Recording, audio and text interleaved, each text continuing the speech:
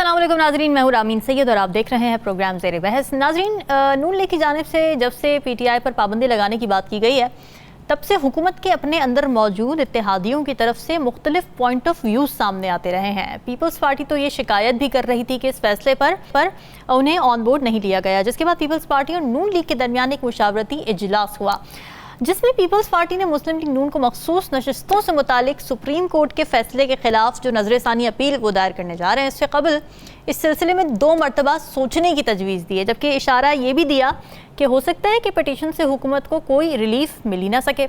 फिर पीटीआई पर पाबंदी से मुतालिक पीपल्स पार्टी ने हुकूमत पर यह जोर दिया है कि वो पीटीआई पर पाबंदी के मामले से जमहूरी तरीके के साथ निपटे, मगर पीपल्स पार्टी पीटीआई पर पाबंदी लगाने के मामले पर कुछ डिवाइडेड नज़र आ रही है। पाकिस्तान पीपल्स पार्टी के सेक्रेटरी जनरल है सेनेटर ताज हैदर साहब, उनका ये कहना है कि पीपल्स पार्टी वफाकी हुकूमत से मायूस हो चुकी है और हुकूमत को पीटीआई पर पाबंदी का मशवरा देने वाले उनके दोस्त नहीं हैं। फिर उन्होंने ये भी कहा कि पीटीआई पर पाबंदी लगाने का तरीका दुरुस्त नहीं है।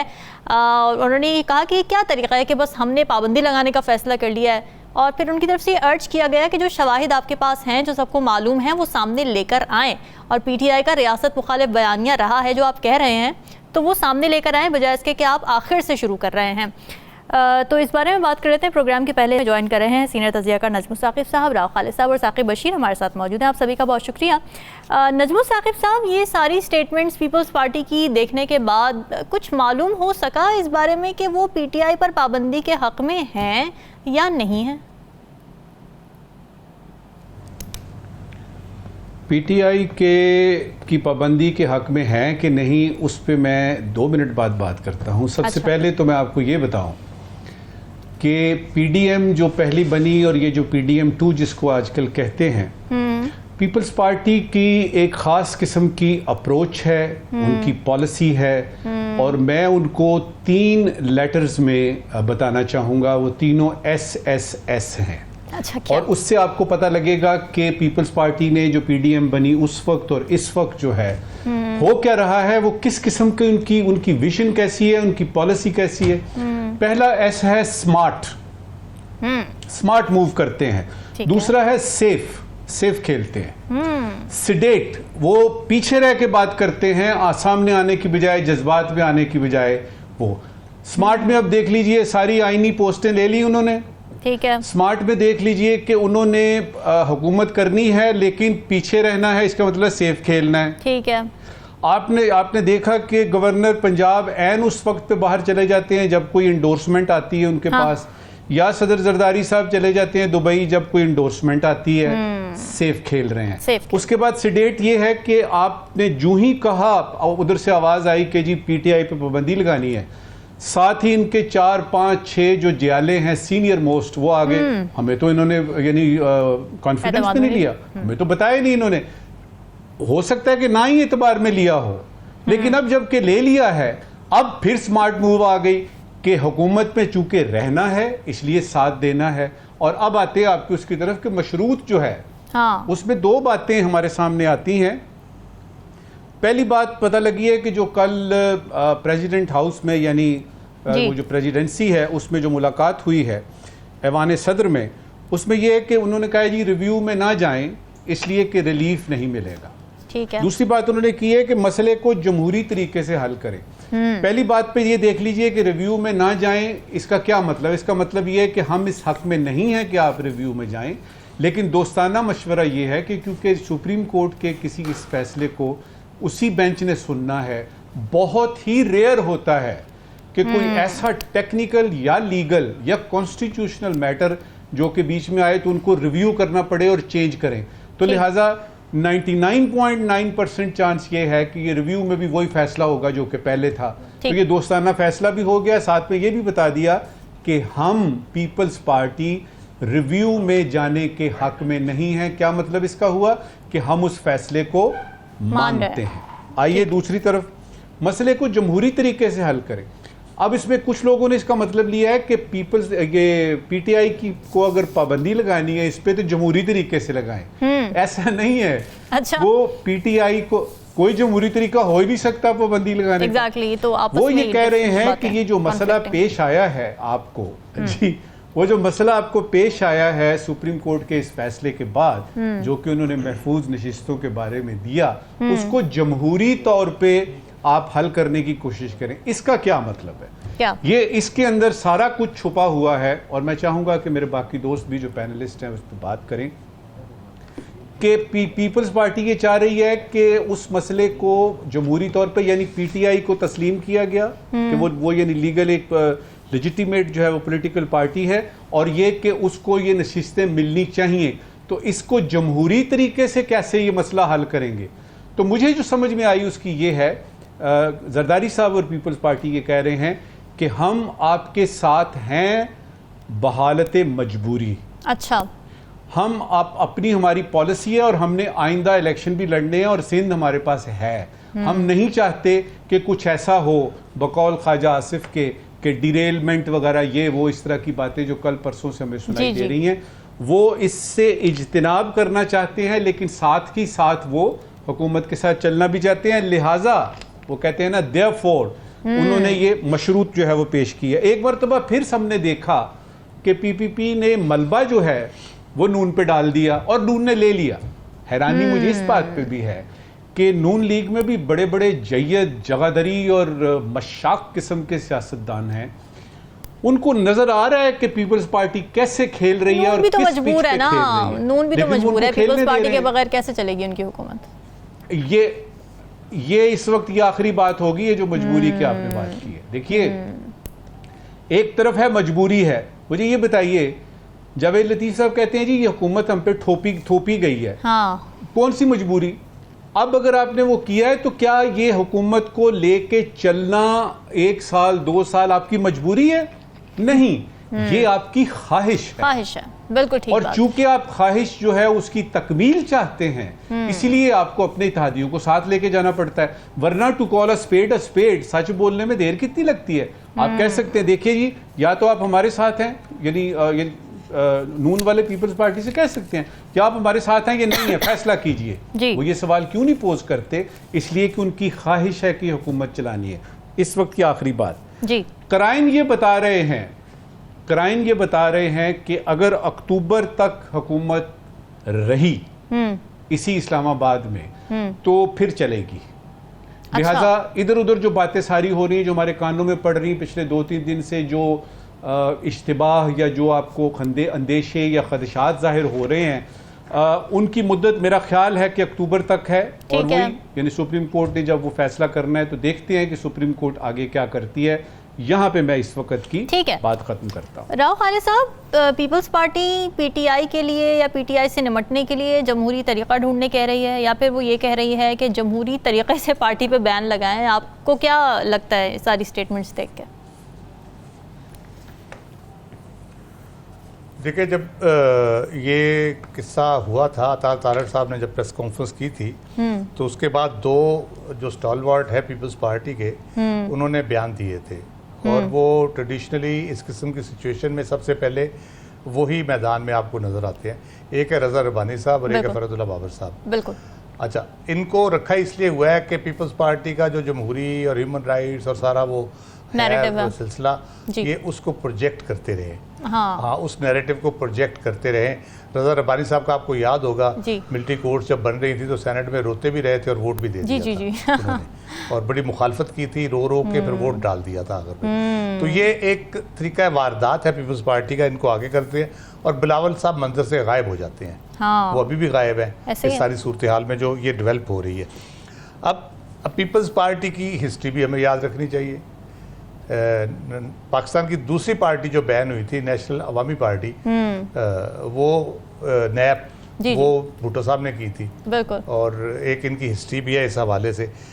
अच्छा, अब मुझे जो नज़र आ रही हैं चीज़ें, वो ग्राउंड रियलिटीज़ को देखते हुए, हकीकत का इदराक करते हुए लग ये रहा है कि पीपल्स पार्टी समझती है, आसिफ जरदारी साहब ख़ास तौर पे जिन मराहल से वो गुजरे हैं, कि पाकिस्तान में जमहूरियत और अवाम के ज़रिए इक़्तिदार का हसूल वो अब कोई कह ले कि सिक्का राजुल वक्त नहीं रहा। अच्छा, इसलिए जिस तरह से अब इक़्तिदार में आए हैं, आगे भी उनको लग रहा है कि ऐसे ही इक़्तिदार मिला करेगा और ऐसे ही इक़्तिदार में आया जाया करेगा। तो इसलिए उन्होंने फैसला ये किया है कि लोगों की क्या है, लोग बेचारे वोट देते हैं, हुकूमत किसी और की बन जाती है।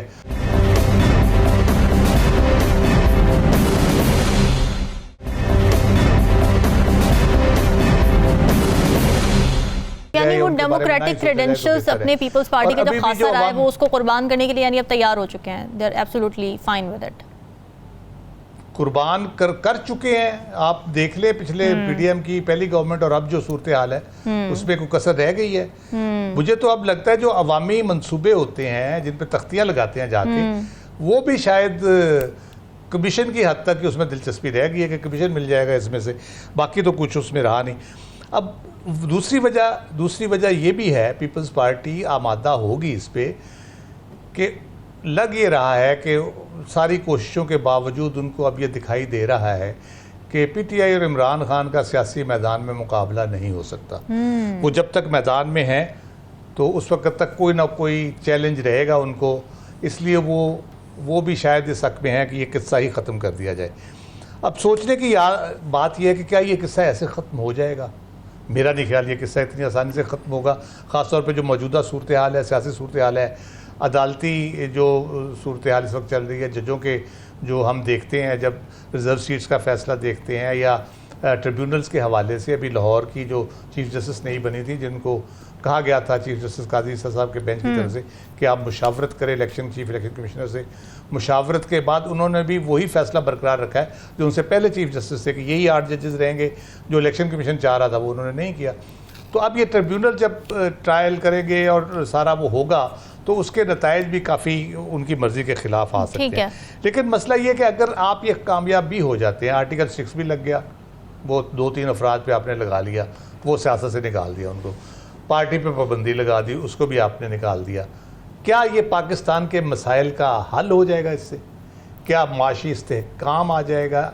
वो तो प्रायोरिटी है ही नहीं ना राव खालिद साहब, ये भी नहीं मुझे तो लगता है उनको ये भी नहीं पता कि मसला है क्या पाकिस्तान का। जी यही बात, सबसे बड़ा मसला यही बात है। इसलिए मैं जो बात करना चाह रहा हूँ वो यही है कि अगर इन सारी चीज़ों से ये मसला हल नहीं होगा जो असल मसला है, जी असल मसला ना इमरान खान है, ना पीटीआई है, ना पीपल्स पार्टी है, ना नवाज शरीफ है, ना शहबाज शरीफ है, असल मसला है 24 करोड़ अवाम और उनकी बेहतरी, जिस पे कभी सोचा नहीं गया।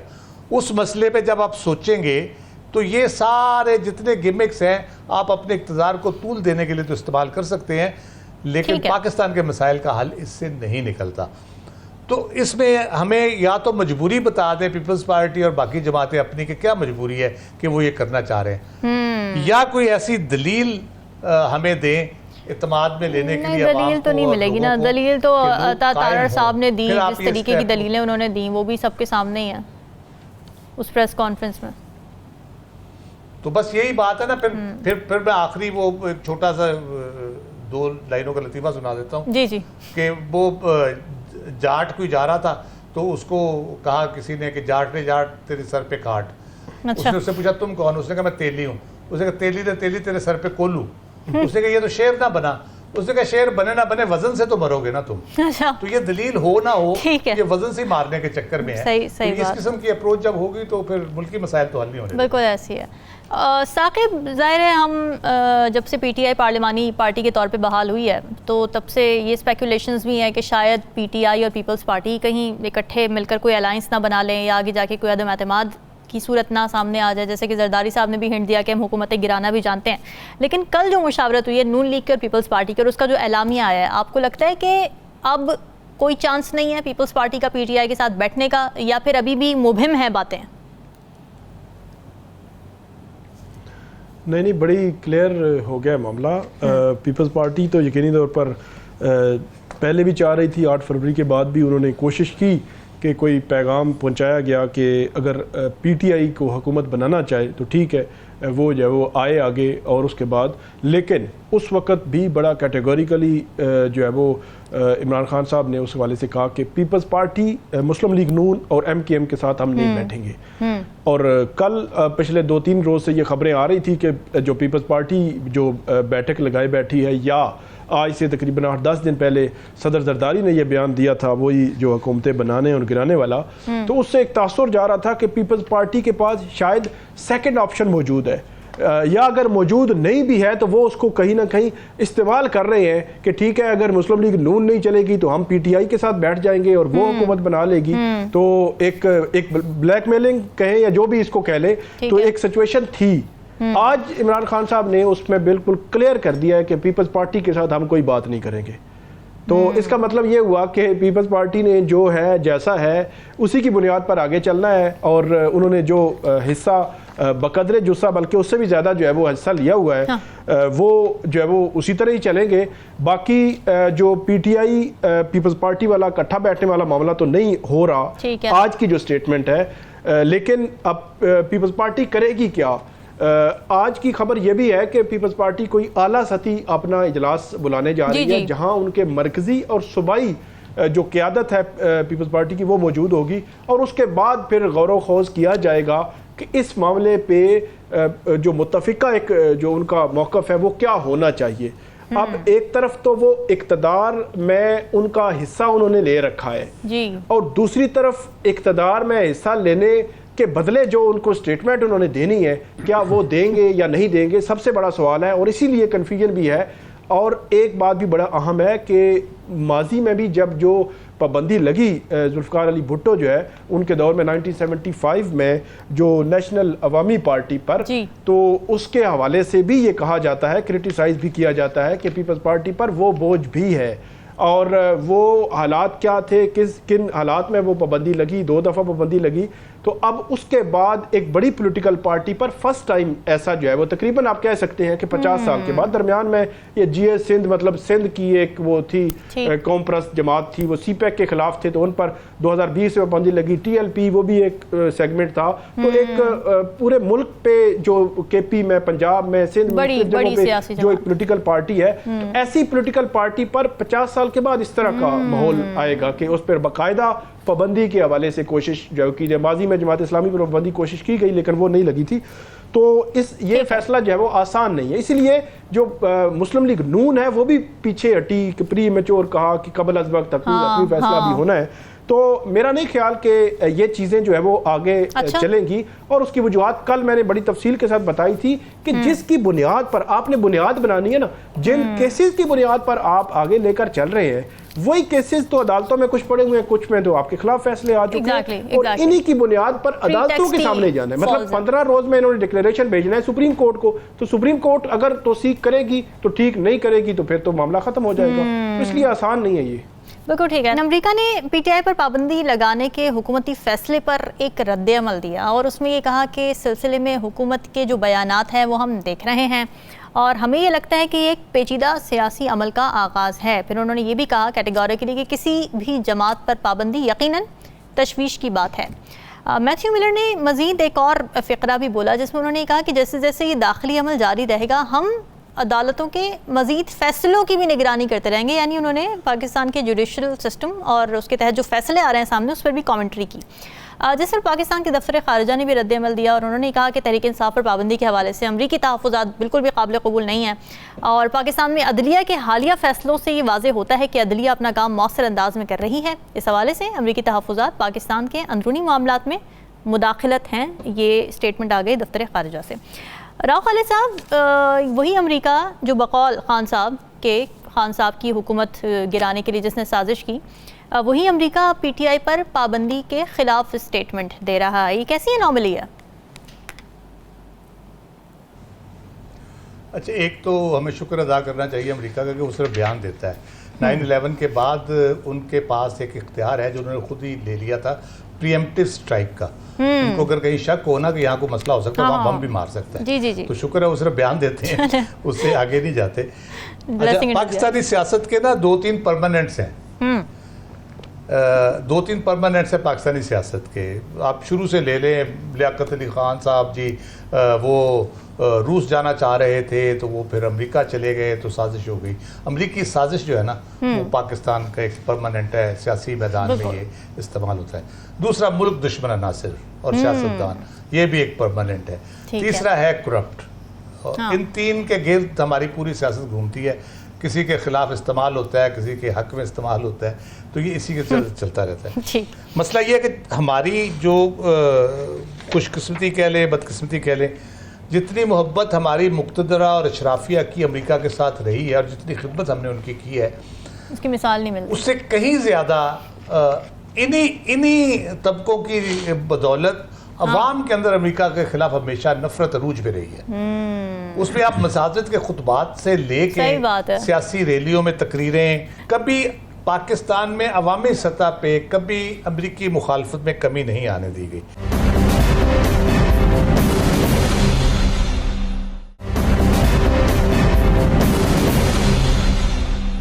क्या वजह है खालिद साहब इस बात की, थोड़ा इस पे भी थोड़ा कमेंट करें ना, क्या वजह है इस बात की? एड हम उनसे लेते हैं सारी की सारी, फिर हुकूमतें बनने में भी कहते हैं कि जी उनका किरदार है, उनसे पूछ के होती हैं चीजें, जो भी है इतना बड़ा रोल, तो हम फिर क्यों इतनी कड़वाहट और जहर क्यों घुला हुआ है? पीटीआई की हुकूमत जी यही एलेबोरेट कर रहा हूं। अब पीटीआई इसके नुकसानात क्या है, ये सारा कुछ हम कहते हैं उसके नुकसानात क्या है, वो भी मैं आपको जरा कंपैरिजन एक दूंगा छोटा सा। पीटीआई की हुकूमत गई अमरीकी साजिश से, मौजूदा हुकूमत की मुश्किलात हैं, जजों के फैसले हैं, उसके पीछे भी अमरीकी साजिश है, हमें यही बताया जा रहा है कि वो उनकी वजह से हो रहा है। चीन के साथ मामलात में कोई रुकावट है तो अमरीका की वजह से है। माशी तरक्की में अमरीका क्योंकि IMF को खुला हाथ नहीं दे रहा, हमें वो इमदाद वगैरह उस तरह से नहीं मिल रही, इस तीसरे पीछे भी अमरीकी साजिश है। अभी उसने करारदाद पास कर दिया, मुल्क में सियासी अदम इस्तेहकाम पैदा करने की कोशिश कर रहे हैं वो। अभी वो बयान शान जो दे रहे हैं, अमरीकी करारदाद का मुंह तोड़ जवाब हमने पार्लियामान में दे दिया है, दे दिया। और अब दफ्तर खारजा ने भी खरी खरी सुना दी है अमरीका को। तो आप देख ले, अब अमरीका की अंदरूनी सियासत जो है उस पर हमने बड़ा खुल के कहा है। अब देखिए उन पर क्या असरात होते हैं, पता नहीं क्या होगा अब ट्रंप का और क्या बाइडन का बनेगा। हम तो यहाँ पे पिछले 5 साल से बाइडन की कॉल का इंतजार कर रहे थे कि वो बाइडन की फ़ोन कॉल ही नहीं आई, किसी को नहीं आई, ना इमरान खान को आई, ना शहबाज शरीफ को आई। तो मसला ये है कि ट्रंप के आने के बाद का भी हम आगे बयानियाँ बना रहे हैं वैसे कि ट्रंप आएगा तो फिर इस तरह होगा और ये हो जाएगा, और एक पैगाम आएगा और इमरान खान साहब पूरा फायदा हो जाएगा अंदर होंगे। तो वो चूहे मार गोलियां जब बेचते थे ना, तो वो जो होता था उसका पहला जुमला ये होता गोली अंदर चूहा जलंधर। अच्छा। तो इस किस्म के भी हमें बताई जा रही हैं चीज़ें किस तरह से होंगी। राइट। अब हम जब देखते हैं कि यूरोप मशरक़ वुस्ता में अमेरिका के साथ लोग खड़े रहे, उनकी सपोर्ट की, जापान के साथ जंग भी हुई, जापान उसके बाद जब से अमेरिका के कह ले के ज़ेरे साया आया, और बाकी उन मुल्कों की सूरत हाल देखे, उनको किस तरह रिवार्ड किया गया, किस तरह से वहाँ खुशहाली आई, किस तरह से वहाँ तरक्की हुई। यूरोप में अमरीकी अड्डे मौजूद हैं, हम तो अमरीकी ड्रोन का मसला हो जाए तो हम रौला डाल देते हैं। यूरोप में अमरीकी अड्डे मौजूद है, वहाँ कोई एहतजाज नहीं होते, कुछ नहीं होता। उन्होंने बेनिफिट्स लिए इन सारी चीज़ों के। हमने 70 साल अमेरिका की पूरी खिदमत करके सिर्फ इस वजह से कि हमने अवामी सतह में अमेरिका के खिलाफ नफरत बरकरार रखी, हम उस तरह से उससे मुस्तफीज़ नहीं हो सके। उल्टा हमें अमेरिका हमेशा, हम उसकी खिदमत भी करते हैं और हमें कहता है कि आप तो 2 नंबर हैं, आप हमारे साथ 2 नंबरी करते हैं, आप फ्रॉड करते हैं, आप डबल गेम करते हैं। हम फ्रंट लाइन स्टेट थे जब हमें ये कहा जा रहा था कि आप 2 नंबर हैं, आप हमारे साथ डबल गेम कर रहे हैं, ठीक है, डू मोर। तो हमें कोई अपने गिरेबान में झांकने की ज़रूरत है। हम हर चीज़ लोगों के खाते में डाल के, जो आप बात कर रही थी कि अमेरिका के साथ हमारे इतना सारा तल्लक सब कुछ, तो हम क्यों इस तरह से हैं, उसकी बुनियादी वजह ही यही है कि हम अपनी जिम्मेदारी, जो मेरी जिम्मेदारी है, वो मैं किसी और पे डाल देता हूँ, मेरी नाकामी में किसी और के खाते डाल देता हूँ। अमेरिका की वजह से ये हो गया, बरतानिया की वजह से ये हो गया, भारत की वजह से ये हो गया, खित्ते में साजिश हो रही थी, अपने फेलियर्स नहीं एक्नॉलेज करना है। भाई आपको अगर आपको ये पता है सारा 70 साल से आप वही बातें दोहरा रहे हैं, तो उसका कोई इलाज किया आपने? उन साजिशों को रोकने का कोई इलाज किया? अमेरिका को समझाने की कोशिश की कि भाई आप जो समझ रहे हैं गलत समझ रहे हैं। आज तक अमेरिका वही बातें कर रहा है जो 70 साल से कर रहा था, काम लेता है, उसके बाद हमें कहता है कि आप डू मोर करें और आप डबल गेम कर रहे हैं, और आप हमारा रिलायबिलिटी उस तरह से आप कह लेंगे बन ही नहीं सकी। इसलिए हम इसीलिए नुकसान में हैं। अमेरिका से ताल्लुकात सबसे अच्छे ताल्लुकात होने के बावजूद हम हमेशा नुकसान में रहे। ठीक है, नजमुल साकिब साहब, आपको क्या लगता है कि पाकिस्तान के मामलात में जो अमेरिका की मुदाखलत की बातें होती हैं या वहाँ से स्टेटमेंट्स आती हैं, यहाँ से स्टेटमेंट्स आती हैं, क्या रूट कॉजेस इन्वॉल्वमेंट की, क्यों इतना लाजिम व मलजूम है अमेरिका पाकिस्तान की सियासत के लिए? हमने खुद बनाया है ये जो आपने आखिर में कहा है ना, हमने खुद बनाया है, ये यूँ समझिए कि तस्वीर का आधा हिस्सा जो है 50% उसमें हमारा अपना कसूर है। वो किस तरह से? मुझे ये बताइएगा कि जब रिजीम चेंज होती है, खान साहब जाते हैं, तो उस वक्त अमेरिका को किसने कहा कि आओ और आके जो है जवाब दो इसका कि ये क्या हुआ है? हमने खुद दावत दी ना, अमेरिका का नाम लिया कि जी रजीम चेंज अमेरिका ने करवाया। साइफर केस ले लीजिए, साइफर केस ले लीजिए। साइफर केस जो है वो किस तरीके से घूमता घामता, फिर डोनाल्ड लू, उसके बाद अमेरिका बीच में आ गया कि उसकी वजह से। तो कुछ तो होते हैं मोहब्बत में जुनून के आसार, और कुछ लोग भी दीवाना बना देते हैं। क्या बात? कुछ उसमें उधर से, तो जहां तक उसकी मदाखलत करने की बात है रामी, उसमें तो किताबें लिखी गई हैं। कुछ मदाखलत है जो कि सरप्टिशियसली की जाती है, सीक्रेटली की जाती है। कुछ है जो कि सामने, मसलन ये देख लीजिए सीरिया में क्या हो रहा है, ये सूडान में क्या हुआ है, कि जितनी रजीम चेंजेस हुई हैं यानी साउथ अमेरिका में, लैटिन अमेरिका में, सबको पता है कौन करवा रहा है। ठीक है। इसी तरह से रूस को देख लीजिए, रूस का जो अमल दखल मिडिल ईस्ट में है, या वो यानी फिर सीरिया की बात, यमन की बात ले लीजिए, बड़ी ताकतें सवाए चाइना के, ये मैं आपको बता दूं, सवाए चाइना के बड़ी ताकतें ये अपना हक समझती हैं कि जिस मुल्क में भी जो भी हुकूमत बन रही है वो हमारी मर्जी के मुताबिक बने। इसमें तो बात ही नहीं है, ये वो 50% है जो कि उनको दिया क्योंकि वो बड़ी ताकतें हैं। आप अब उनके पास खुद जाते हैं, और जहां तक ये बात है ना, ये जो आपने अभी यानी की और राव साहब ने जवाब दिया कि अगर अवाम में गुस्सा है अमेरिका के खिलाफ, तो आप हैरान होंगे ये सुन के कि इसको बाकायदा तौर पे हमारे सियासतदान एक टॉकिंग पॉइंट के तौर पे पेश करते हैं, एक दलील देते हैं कि देखिए जी हमारी अवाम तो आपके खिलाफ है, लेकिन आप हमारे साथ ये कीजिए तो हम अपनी अवाम को पैसिफाई कर लेंगे। यहां पे इसका यानी इस नुक्ते को समझने की कोशिश कीजिएगा जो मैं ये कह रहा हूं, जी कि जहां तक आपके अपने कसूर की बात है उसकी तरफ देखता कोई नहीं है। आ जाके आप ब्लेम गेम करते हैं, उधर तक है लेकिन पूरा 50% से ज्यादा नहीं है। अब आते हैं यानी इसकी तरफ जो कि फॉरेन ऑफिस ने कल एक दिया है ना, स्टेटमेंट दी है, और मैडम बलोच ने बाकायदा तौर पे कहा है कि जी हमने जो फैसले हुए हैं, सुप्रीम कोर्ट का हालिया फैसला और ये सारा कुछ जो है, हमारी अदालतें और हमारे अवाम, उन्होंने अवाम का भी जिक्र किया है, हम में इतनी ताकत है, we have that kind of strength कि हम अपने मसाइल खुद हल कर सकते हैं, लिहाजा आप दूर रहिएगा। ये तो लिखा हुआ आ गया, ये मैडम बलोच ने पढ़ के सुना दिया स्पोक्स पर्सन ने। मैसेज क्या है? क्या इसमें मैसेज ये है कि देखिए अगर आपको हमारी परवाह नहीं है, और ख़ास तौर पे वॉर ऑन टेरर के बाद जो आपने हमारे साथ किया है, जो वादे किए, वो जो बिलियंस ऑफ डॉलर्स और इतने हमारे शहीद हो गए, और ये वो उसकी आपने बात नहीं ली, उसके बारे में आप सोचते भी नहीं हैं, और अब आप चले गए हैं इसलिए कि आपका मकसद पूरा हो गया है। अगर आपको हमारी फिक्र नहीं है तो हम भी इतने गिरे पड़े नहीं हैं। पहला उसका जवाब ये है जो इसके अंदर मैसेज है।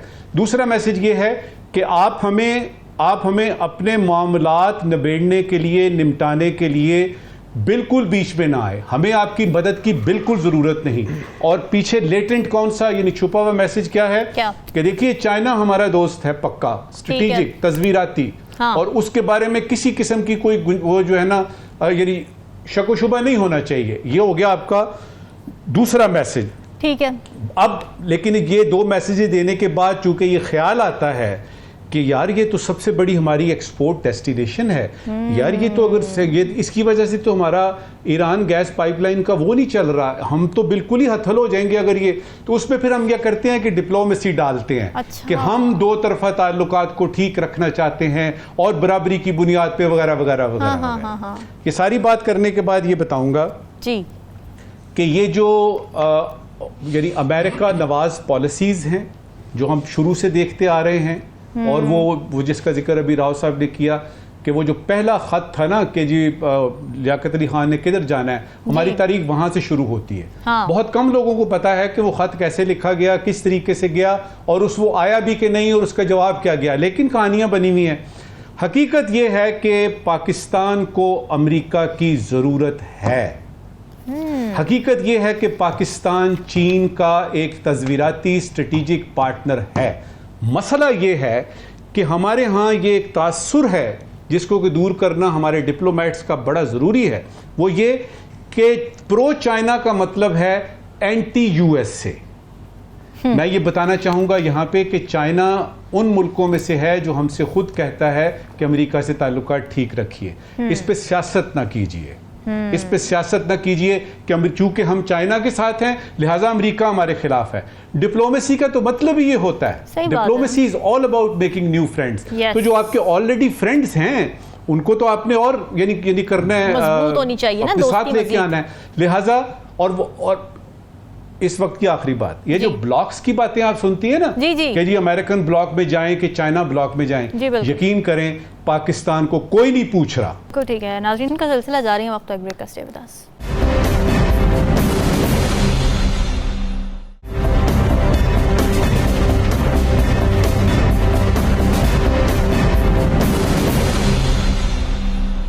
वेलकम बैक नाज़रीन। नूर मुक़द्दम वो लड़की जिसे एक मर्द जो कि उसका फैमिली फ्रेंड भी था, उसने गला काट कर बेदर्दी से कत्ल कर दिया था। उसे कत्ल हुए 3 बरस गुजर चुके हैं, मगर कातिल ज़ाहिर जाफ़र को सज़ाए मौत मिलने के बावजूद नूर मुक़द्दम के घर वाले आज तक इस इंतज़ार में हैं कि कब अदालती हुक्म पर अमल होगा और उनकी बेटी का कातिल अपने अंजाम को पहुँचेगा। एशियन डेवलपमेंट बैंक 2023 की अपनी एक रिसर्च रिपोर्ट में ये डिक्लेयर करता है कि पाकिस्तान में ख़वातीन पर होने वाला तशद्दुद, ख़ास तौर से घरेलू तशद्दुद, एक साइलेंट पेंडेमिक की सूरत इख्तियार कर चुका है। यानी ये एक वबाई बीमारी बनी हुई है जिसके बारे में कोई बात तक नहीं करता। ख़वातीन पर तशद्दुद की नाज़रीन बहुत सारी अक़साम है, जिनमें घरेलू तशद्दुद है, रेप है, गैरत के नाम पर कत्ल जैसे संगीन जराइम शामिल हैं। UNFP की रिपोर्ट ये कहती है कि पाकिस्तान की 32% ख़वातीन अपनी ज़िंदगी में कभी ना कभी किसी ना किसी जेंडर वायलेंस का शिकार हुई हैं और ये फिगर भी इंतहाई अंडर रिपोर्टेड है क्योंकि एक स्टिग्मा समझा जाता है इसे। लेकिन किन वजूहात की बिना पर वो इस तशद्दुद का शिकार हुई, इसके लिए चंद वाक़यात का जायज़ा लेना ही काफ़ी है। सरसरी सा मुल्तान की सानिया ज़हरा प्रेगनेंसी की हालत में जायदाद शौहर के नाम ना करने पर तशद्दुद करके मार दी जाती है। लिया की परवीन खाना देर से बनाने पर शौहर और ससुरालियों के हाथों मार दी जाती है। बहावलपुर में एक मेंटली चैलेंज्ड औरत अपने घर में मौजूद एक रिश्तेदार के हाथों अपने ही घर में एपरेंटली सेफ 4 दीवारी में रेप का शिकार हो जाती है। विहाड़ी में 2 बहनें अपनी पसंद की शादी करने की वजह से घर वालों के हाथों कत्ल कर दी जाती हैं। ओकाड़ा में बेवा भाभी कत्ल कर दी जाती हैं क्योंकि उसने अपने शौहर के भाई से शादी करने से इनकार कर दिया था। डिगन करने की कोशिश करेंगे वजूहात क्या हैं जेंडर वायलेंस के पीछे। नजमुल साकिब साहब, जो कन्विक्शन रेट है या ट्रायल का जो ड्यूरेशन है उस पर बड़ा कंपैरिजन किया जाता है। पॉलिटिकल केसेस की अगर बात की जाए तो तोशा खाना का जो केस था इमरान खान के खिलाफ, वो 1 महीना 12 दिन का ट्रायल था, सिर्फ फास्टेस्ट ट्रायल इसे कहा जाता है। अजीज़िया एवनफील्ड की बात करें 10 महीने था। नूर मुक़द्दम को 3 साल गुजर चुके हैं, ठीक है कन्विक्शन हुई, इम्प्लीमेंटेशन अभी तक नहीं हुई। तो जो अवामी मफाद के फ़ैसले हैं, अदालत से जो रिलीफ के मुंतज़र हैं, उसमें हम वो तेज़ी नहीं देखते।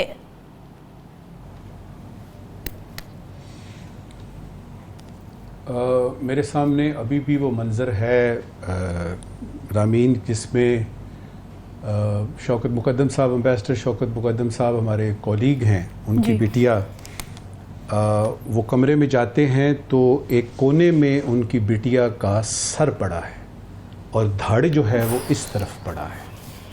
और अब ज़रा थोड़ी देर के लिए जितने भी इस वक्त बाप हैं वो ज़रा सोचे तो सही ये सीन कि उनकी एक हंसती मुस्कुराती हुई नौजवान बेटिया जो कि जिसकी बर्थडे जब आती थी ना तो वो यतीम खाने जाके अपनी सहेलियों को लेके तो वहाँ पे जाती थी कि बच्चों के लिए तोहफे लेते हैं। एक हंसता मुस्कुराता हुआ फूल समझ लीजिए, उसका गला कटा हुआ कोने में पड़ा है। और मैं भी उनमें शामिल था, उन सोगवारों में उसका जनाजा हमने भी उठाया अपने इस कंधे पे। तकलीफ़ होती है। अब ज़रा जल्दी से देख लेते हैं कि आपने जो केस का पूछा है ना इसका जी। देखिए ये वाक़या पेश आता है 20 जुलाई 2021 को जी। 24 फरवरी 2022 यानी तकरीबन 1 साल के बाद इस्लामाबाद डिस्ट्रिक्ट कोर्ट जो है वो कातिल ज़ाहिर ज़ाकिर को सज़ाए मौत देती है।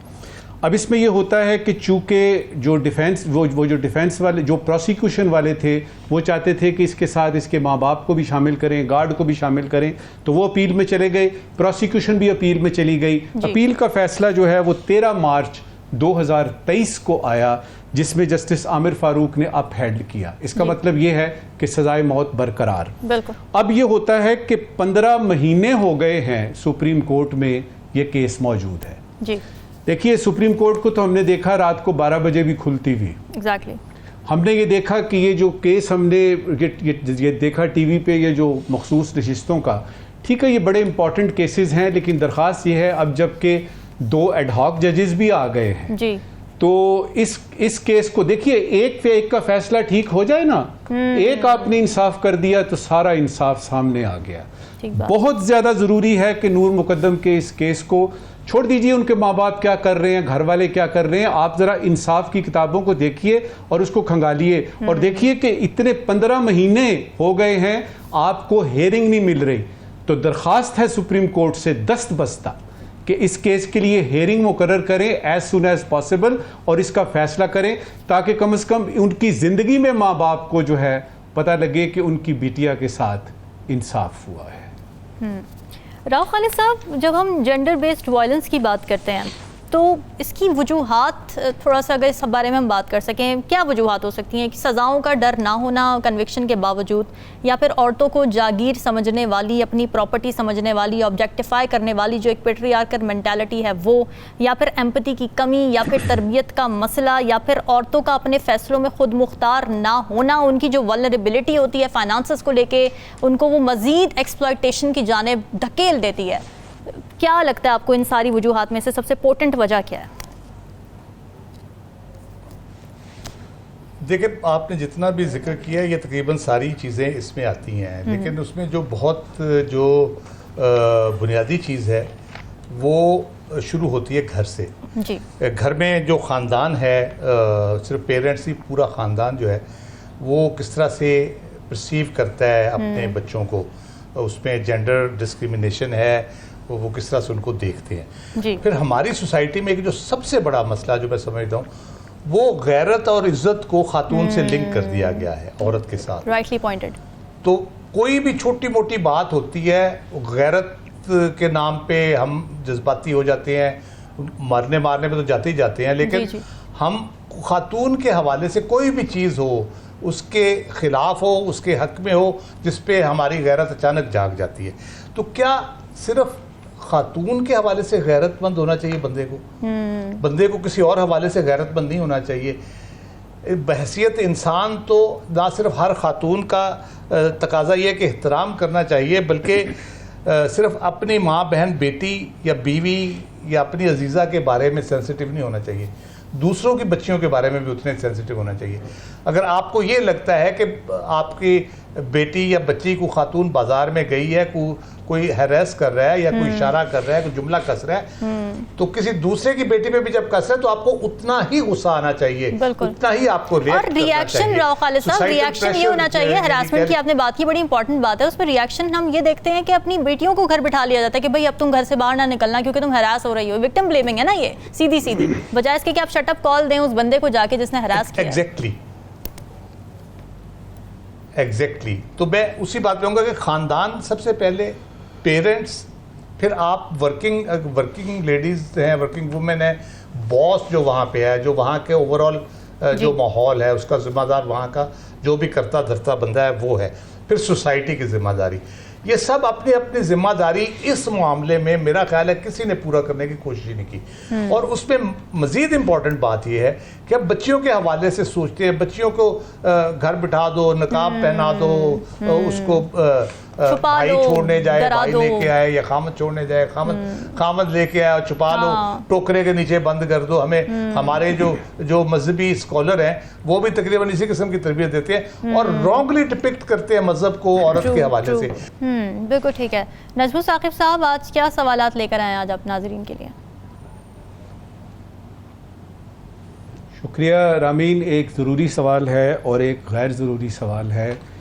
पहले ज़रूरी सवाल, कुछ दिन पहले वजारत दाखिला ने बयान दिया कि सोशल मीडिया प्लेटफॉर्म एक्स मुल्क की सलामती के लिए ख़तरा है जी। ये वजारत दाखिला ने बयान दिया। ज़रूरी सवाल ये है कि वजारत दाखिला इस फैसले पर पहुंचने के लिए कि कौन सी चीज़ मुल्क की सलामती के लिए ख़तरा है और कौन सी चीज़ मुल्क की सलामती के लिए ख़तरा नहीं है, ये फैसला करने के लिए कौन सा फार्मूला या कौन सा कुलिया इस्तेमाल करती है।